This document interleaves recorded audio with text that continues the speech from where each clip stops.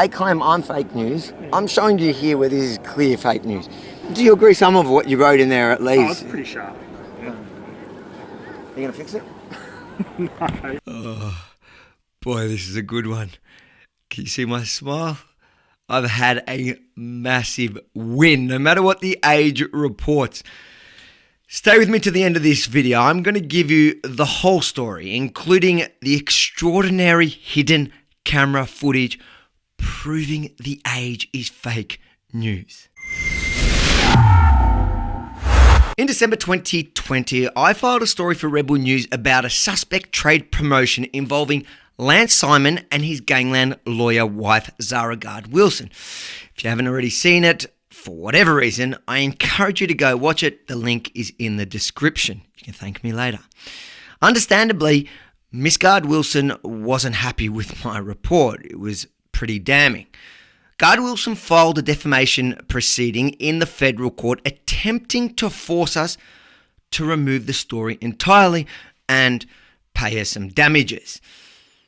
I want to thank my boss, Ezra, at Rebel News, who instructed our legal team to fight this baseless lawsuit at any cost. He said, and I quote, "I back my reporter to the end. We are not deleting it."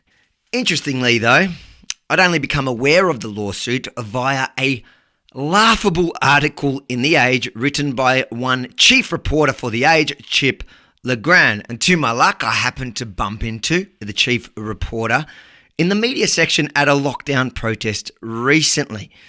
It was a perfect opportunity to ask Legrand about his chief fake news. Fortunately, I was still mic'd up when I began to chat to Legrand. I saw that last one you did with, what's her name, Zara. How did you know she sued me? Oh, how did I get that writ? Oh, someone at the federal court just tipped me off and said, oh, you might be interested in this because of the personalities. Yeah. Okay, but what you need to understand is that The Age refuses to report newsworthy stories I'm involved in unless they can paint me badly, which is exactly what Legrand did in this particular article. He went as far as ignoring one of the most fundamental rules of journalism and didn't even give me the right of reply. He didn't bother getting a comment from me. Why didn't you ask me anything? I did. I tried to get in touch with you. Have you changed your number? Funny, just remember that excuse for later. Anyways, I ducked to my cameraman to tell him to start rolling secretly so I could show you guys how fake the mainstream media really is. I pulled the article up to challenge his lies. I started with the first claim in the report. Who once described himself as a Jewish Nazi. That I found hilarious. Yeah, to me. Did you watch it? To me. Did you watch that video? Yeah, I did. What the left call? I am the world's proudest Jewish Nazi. You took that out of fucking context. Or you didn't understand the context. Firstly, even if it was true and I wasn't saying it ironically, what the heck does it have to do with the defamation case he was reporting on? It didn't. And it was a sarcastic statement. I told the crowd to ignore the labels they put on you because, look, I'm the world's proudest Jewish Nazi, meaning these idiots call me a Nazi when I'm clearly, by the kippah on my head, a proud Jew. That context, you would still write that when you know that I was saying it ironically. Like, I'm not saying, that is the dumbest quote to say that I'm a proud Jewish Nazi. I'm a proud Jew.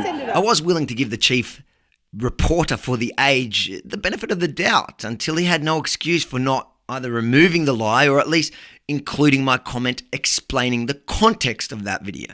Who since last year is increasingly business stoush with my husband. What thing did I do with her husband? I did one report on him. Yeah, no, it'd been really nasty between you two. Where? Show me. You guys had been trolling each other. Show me one post that I wrote about her husband. Anything. Show me. One. Come on. You were having a crack at him. He was certainly having a crack at you. Okay, you didn't write that. You wrote that we were having a stoush. I didn't write. I've never posted about him. Never posted about him. Not once. Show me one time. Not once. Not once, bro. Show me. Show me one post I've ever posted about him. One. I did one So story. you're saying it's all one way? It was one way. Because he was very... Mate, it was one way. And... It was one way. It was one way. I never posted about him once. Not even once. Not once. If you can show me. You see, you went on his word, on the word of a crook. No. I went on just what was online. Yeah. Show me online then. Show me online. One And it might post. have been in her rib too. But anyway, keep going. In a what? In her statement of claim. So not once. I did one report on them, not on that's little fundraiser thing that they did. Yeah. But that's it. Okay. Never. No stoush. One way. Yes. For a year he was targeting me. He agreed, but even until today, that lie, with all the other lies he reported in that article, have never been corrected. They claim I'm fake news. I'm showing you here where this is clear fake news. But it is. It is. You say a stoush. I never posted about him once. All right. So the one relevant part to Legrand's story, he couldn't even get right. Chip couldn't show me one single post to qualify that lie. But even until right now, he still hasn't corrected that fake news. On the payroll of a Canadian-based alt-right website. It's like, what does that mean then? Well, that's Whatever. That's less fake than the rest of it. All right. It's a way to frame. It's a way to frame it. It's a way to frame it. Well, but it justifies why I call you. It justifies your fake news. The argument as to why he's making this lie is to justify the previous lie. Good one, Chip. I provoke on-camera confrontations with Victoria Police. I come and do my job just like you do your job. They attack me. What do you want me to do? Okay. All right. By the way, when the mainstream media have received even a touch of the treatment I've received from Victoria Police, it's made national news. But when it happens to a news network they don't like, they blame the victim. They attack me. What do you want me to do? Okay. All right. Well, anyway, we can differ on that. Chip then did add something that would seem relevant unless he'd publish the end. He's previously been sued by his own brother. Mm-hmm. Okay, but that never happened. Like he sued and then withdrew. So what? So why didn't you put that part in? There was no settle. Like it was. He just withdrew. Again. Yeah. In 2016, my older brother sued me, but then withdrew, settling with nothing. I guess the end of that tale didn't suit the age narrative. You know him. You're friends with my brother. You know Manny. I know. You know him. You have his number. Yeah. Ask him. So get the context there. You guessed it. Even after speaking to me and ample time to contact my brother to get the story straight, Chip still has not updated his fake news report. You've gone into all my little things that are not completely true, and you frame things, certainly things that aren't true, or you haven't given the ending of the story. With him, you go, he's a naughty crim. He's a naughty crim. Yeah, that naughty crim he's laughing about there and painted in a much more positive light than me has an extensive criminal history and once even killed a man. But guess what?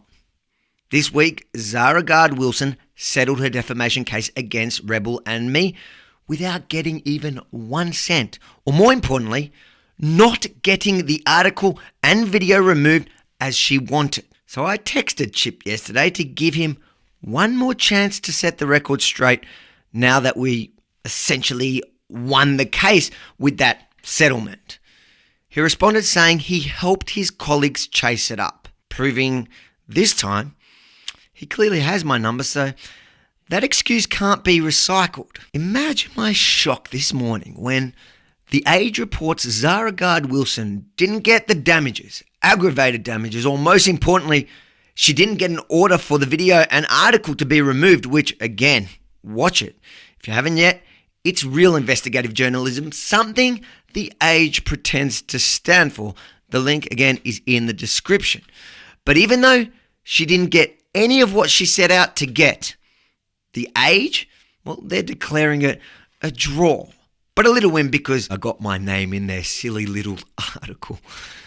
By the way, they also falsely claim we have to apologise for saying that Mr. Simon was charged. We don't. We're not, because it's inconsequential to the report. We are posting a correction, not an apology, which reads, in December last year, Rebel published a video and article about Lance Simon.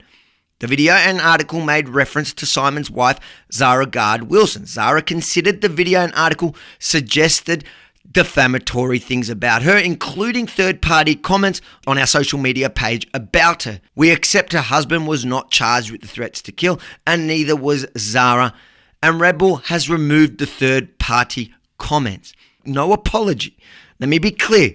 At Red Bull, we always post a correction when we get something wrong. In this case, police told us Mr. Simon was charged. The officer was confused because Mr. Simon was arrested for the threat to kill and bailed on another matter. We are happy to correct that. In fact, in December 2020, as soon as garde-wilson published something to that effect, we updated all our articles to include her comment. But it made no difference to the broader story, the story she was trying to have us remove. Again, watch it. And one more thing.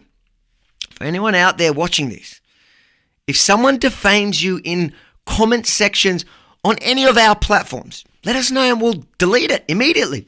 You don't have to spend $100K to get us to do it because we have integrity. We correct our mistakes.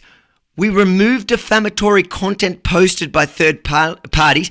And thirdly, most importantly, we don't cower to anyone. So yes, the age is fake news. We abso-bloody-lutely won this case with that settlement.